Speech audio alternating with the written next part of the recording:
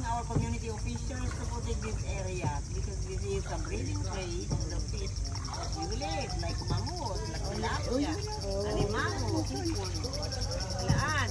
Yan, dito. O, dito? Oh.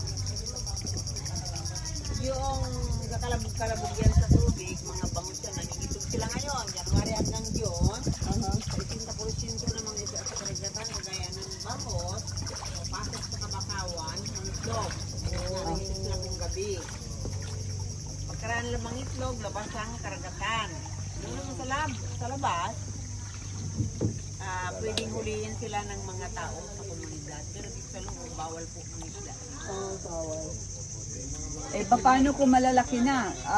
Hindi rin ano? Pwedeng ano? Lumalabas po sila. Pag malaki na sila, lumabas.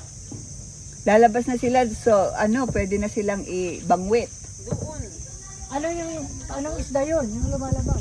Bangus daw. Dito? Lapo-lapo. Dito? Matapos sila mangitlog dito, Tilapia. labas sila.